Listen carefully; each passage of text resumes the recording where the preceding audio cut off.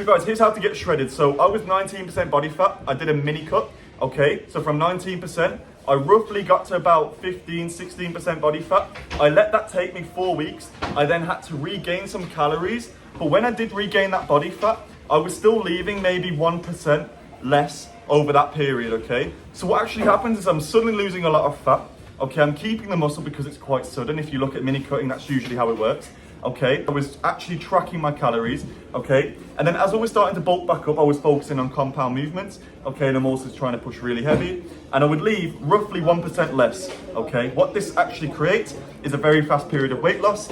And over time, over the course of maybe a year, you gently taper it down, losing weight very quickly, bulking back up, giving your body time to recover, keep the muscle. And then also generally over time, you will become leaner. Now, guys, 15% body fat, you cannot be losing that much body fat. It takes a very long time. If you're about 15% body fat and you suddenly lose another 3% body fat, you will look shredded, but you need to put those calories back on. That's where I really started slowing down the tapering of the fat loss. The reason being, whenever we get lean around 15%, you're definitely gonna get some abdominal definition. But guys, seriously, you're stealing your body's resources. You need to understand the way that we're doing this weight loss takes a very long time. We're mini cutting, so you're having periods of a lot of stress on your body, and then you're recovering, hoping to God that you can keep the muscle, training very hard, and then we're losing a bit more body fat and we're stealing almost the body fat. Now, a mistake I made when getting to 10% body fat is I was very impatient. Okay, I didn't put enough calories back on, and generally I did get shredded, and I felt awful. My mood swings were horrible. I looked a lot skinnier than I should have been. I had no water retention. I lost a bit of muscle, which is to be expected, guys.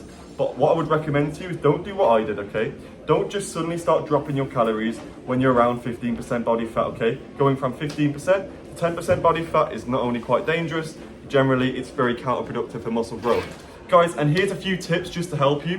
Whenever we start a diet, the first thing that I'm looking at cutting out is complex sugars, okay? Complex sugars are things like perhaps potatoes, things like beans, things like maybe even bread. And I say some bread because it's more of a medium acting carbohydrate. But guys, what this means is that generally there's gonna be a longer insulin response in your body because it's working at getting these carbohydrates into your body, raising your blood sugar. Guys, if you're above 6 foot tall, you really wanna be watching your insulin resistance. Guys, you need to be absorbing carbohydrates, especially when you're lean. That's going to help you look pumped. So actually eating fast-acting carbohydrates, especially before a workout and after a workout, can not only help you recover, but can also give you the energy that you need to actually work out and also help you lose weight. Guys, whenever we have a low insulin resistance, we typically want this in bodybuilding generally, okay? That's allowing you to absorb more carbohydrates, get more pumped up, literally look leaner, okay? Look more pumped up when you're leaner, hold more water, be stronger. Guys, whenever you're eating things like chocolate, okay? These kind of sugars and carbohydrates that are in these things are not only destroying your body, putting a load of fat on. Guys, if you're a bodybuilder and you want to be eating these kind of sugars, you need to be looking at fruit, especially post-workout. Also, guys, I was hydrated. Generally, I was getting brilliant sleep. Whenever you're dieting, I would recommend getting more sleep. The reason being, you're taxing your body. In a sense as well, don't forget, you're robbing your body of energy reserves and then hoping that you can give them back a little bit and still kind of hacking it. Guys, mini cutting also is not healthy. Why is a mini cut better than just losing weight slowly over time? Because whenever we lose weight slowly over time, it is so taxing on your body, you probably will not have the energy to actually work out hard enough. You guys will do better doing these mini cuts, giving your body time to actually recomp itself.